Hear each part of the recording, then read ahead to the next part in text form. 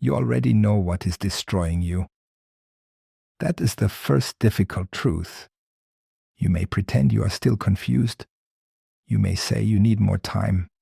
You may tell yourself the situation is complicated, that people will not understand, that you are trying to be patient, loyal, kind, reasonable.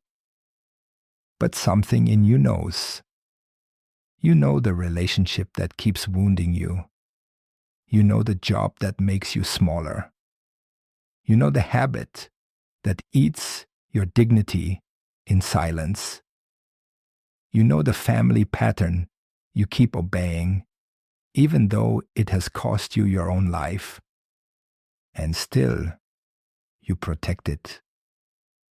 This is why I want to speak to you about how to break the misery you protect. Not the misery that simply happens to you, not the pain that arrives from outside, but the misery you secretly defend, explain, excuse, return to, and keep alive. I know this problem because I have seen it in others, and because I have met it in myself.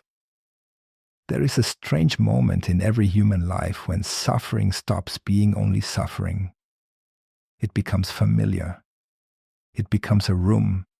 You know how to live inside. You may hate the room, but you know where the walls are. You know where to sit. You know how to breathe there. Freedom, by contrast, is unknown. And the unknown frightens people more than pain. At first, you think the problem is simple. You think you are trapped because of another person, or because of money, or because of duty, or because of fear. You say, I cannot leave. You say, I cannot change. You say, I do not know what to do. But often, this is not the whole truth. The deeper truth is more painful. Something in you is still cooperating with the thing that wounds you. Not because you are weak, not because you are foolish, but because the wound has become part of your identity. When a misery lasts long enough, it begins to feel like home. This is the surface problem. You are attached to something toxic and destructive, and you cannot understand why you keep returning to it. You see the damage. You feel the exhaustion. You hear the same inner voice every night saying, I cannot keep living like this. Then morning comes, and you continue. You answer the message. You go back to the same workplace. You apologize when you are not guilty. You swallow the resentment. You say yes when your body is screaming no. You promise yourself that one day you will change. But today, you simply survive. This is how a life becomes divided. One part of you wants to be free. Another part of you keeps guarding the prison. To understand this, you must stop asking only, why are they doing this to me? You must ask a darker question. What in me still needs this? This question is not meant to blame you. It is meant to wake you.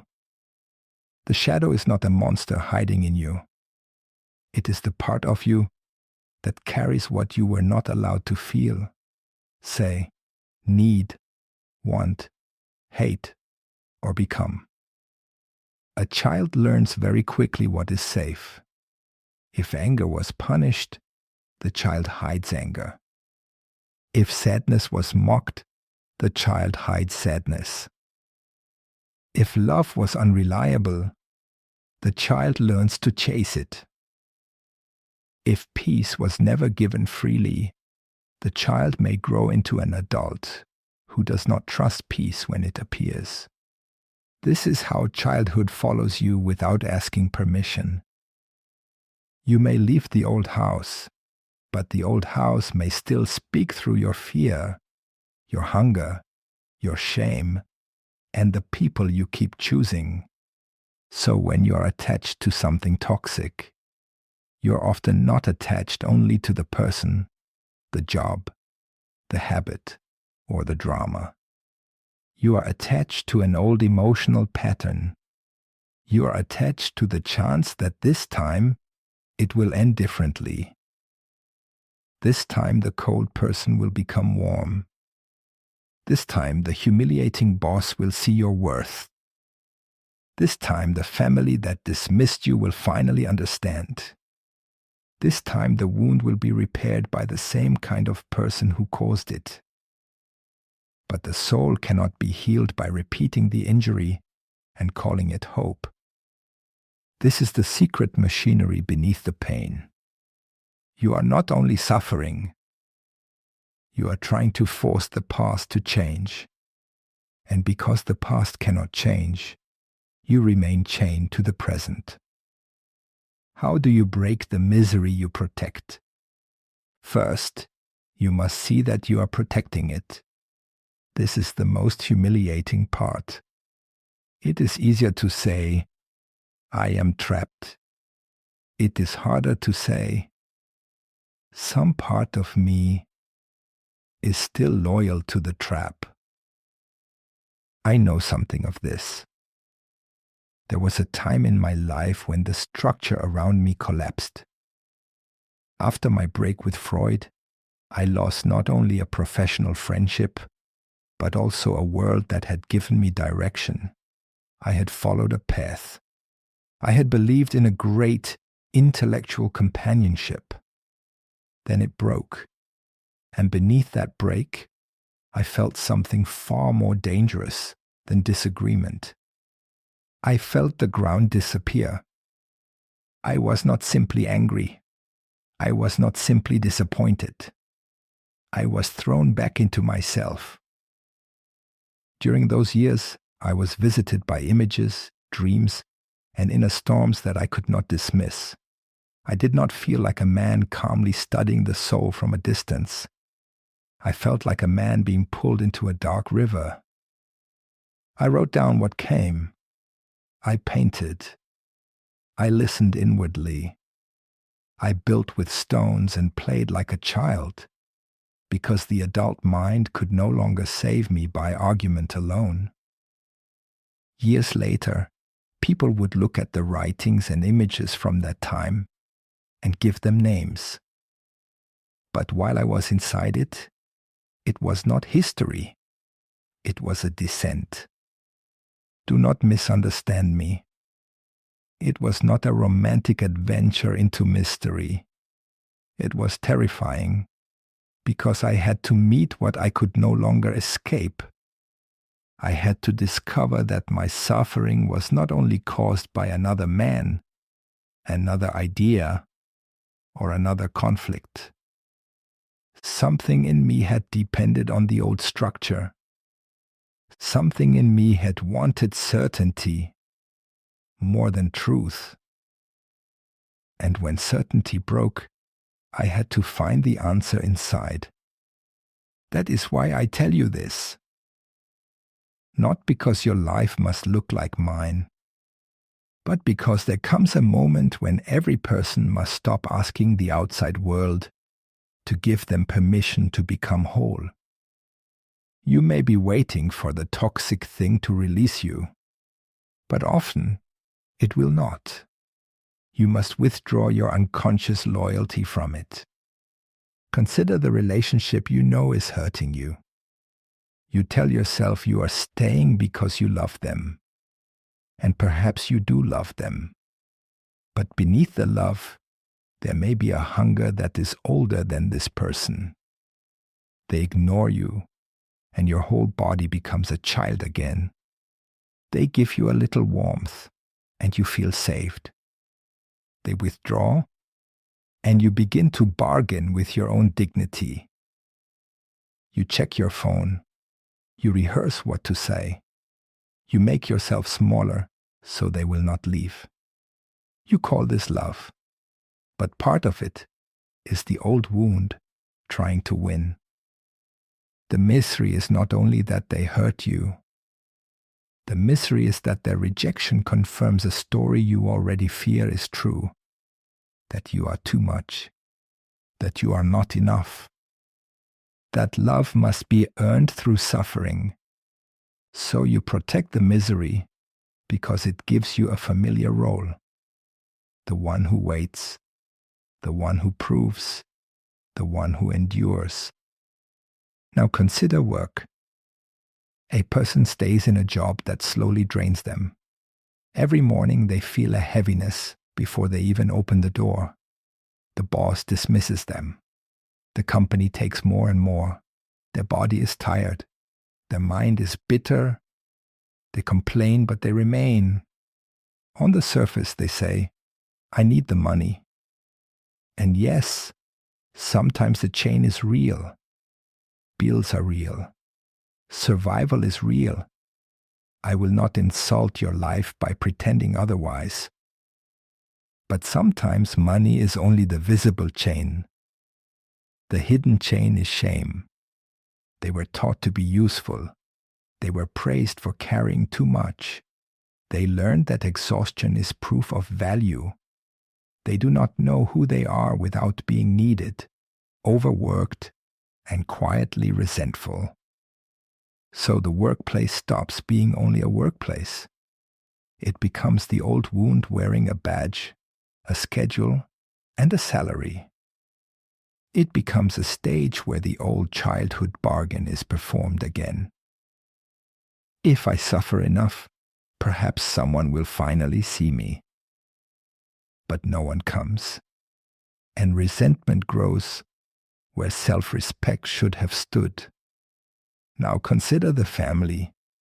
You are the one who keeps the peace. You answer the calls. You smooth the tension. You forgive quickly because everyone expects you to. You say, it is just how they are. But after the visit, after the conversation, after the old comments and little humiliations, you feel poisoned. You tell yourself you are being mature.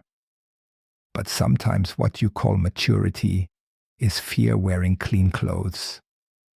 You fear being seen as selfish. You fear being rejected. You fear becoming the difficult one. So you abandon yourself in small ways and call it love. This is how people-pleasing becomes self-betrayal. And self-betrayal always produces resentment. You may smile on the outside, but inside something begins to turn dark. That darkness is not evil. It is the part of you that knows you have been crossing your own boundaries for too long. Here we must return again to how to break the misery you protect. At first, you thought the misery was the toxic thing itself. Now you can see something deeper. The misery survives because it serves a hidden purpose. It protects you from grief. It protects you from emptiness. It protects you from the terrifying question, who am I without this struggle? This is why people cling to what destroys them. Not because destruction is pleasant, but because identity is powerful. If you have spent years being the wounded one, the savior, the abandoned one, the misunderstood one, the strong one, the one who never needs help, then freedom is not simply relief. Freedom is a death. The old self must die. And the old self does not die politely. It argues. It bargains. It says, maybe it is not so bad. It says, maybe they will change. It says, maybe I am exaggerating. It says, maybe I should wait. But often waiting is not patience. Often waiting is fear made respectable. You must learn to hear the difference. The cost of not facing this is severe. A person can lose decades while calling it loyalty. A person can call their cage a responsibility. A person can become proud of surviving what they were meant to outgrow. And this is one of the saddest things I have seen in human life. People do not only suffer from pain, they suffer from pain that has become meaningful in the wrong way. They begin to protect the very thing they complain about, because without it, they would have to meet themselves directly. And to meet yourself directly is no small event. You may discover anger you denied. You may discover grief you never allowed. You may discover that you are not as kind as you pretended, not as helpless as you claimed, not as trapped as you believed. At first, this discovery may burn like shame, because you are seeing the place where you helped build your own cage. But it is not only shame, it is power returning in a form you do not yet recognize. What must change? You must stop asking your misery to explain your life for you. You must stop using the wound as your identity. You must stop confusing familiarity with truth. This does not mean you make a dramatic decision today and destroy everything around you. Sometimes life requires careful movement. Sometimes there are children, money, health, duties, and real consequences. But even before the outer life changes, the inner loyalty must be broken. You must say inwardly, with complete seriousness, "This suffering is familiar, but it is not sacred." Say it slowly, because it cuts through years of excuses. Because many people secretly treat their misery as sacred. They protect it like an altar. They bring it excuses. They bring it years. They bring it their body, their sleep, their youth, their desire, their joy. And in return, it gives them one thing: a reason not to step into the unknown. But your life cannot be built around avoiding the unknown. The unknown is where the unlived life waits. You are not empty. You are buried. Not comfort, not easy answers. But the raw material of your freedom is already there. The anger you fear may become your boundary. The grief you avoid may become your truth. The shame you hide may become humility, not humiliation. The resentment you carry may show you exactly where you abandoned yourself. The answer inside you is not a pleasant voice. Sometimes it is the buried part of you knocking from beneath the floor. It does not mean you sit quietly and pretend everything is fine. It means you enter the place you have avoided and ask, "What have I been protecting? And what has it cost me?" Do not ask this question lightly. It may show you that the toxic thing has not only been taken from you, it may show you that you have been feeding it.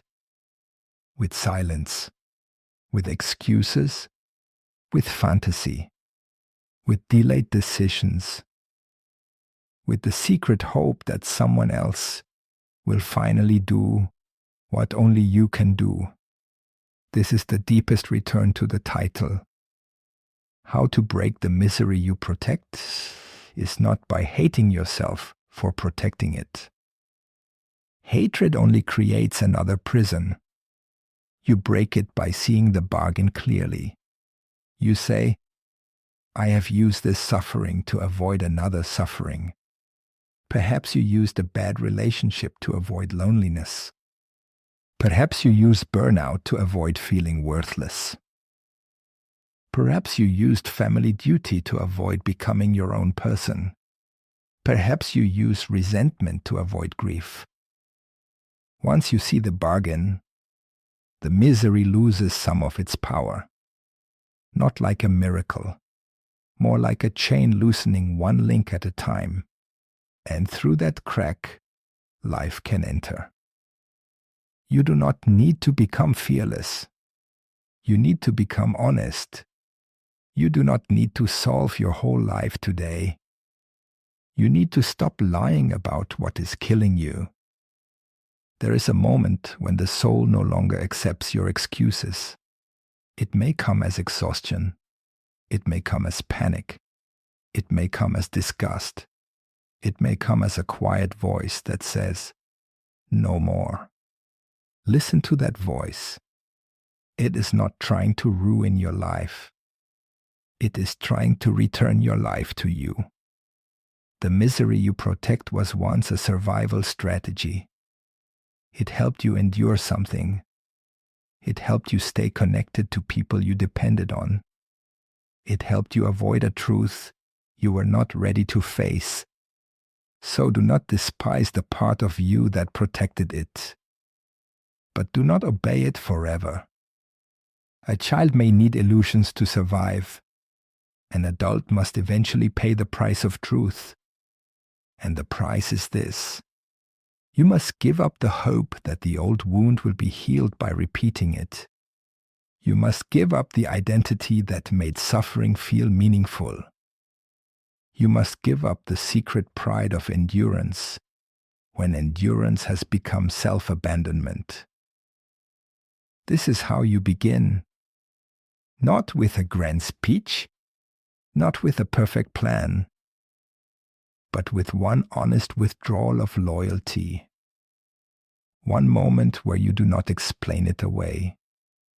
One moment where you do not run back for comfort from the thing that poisoned you.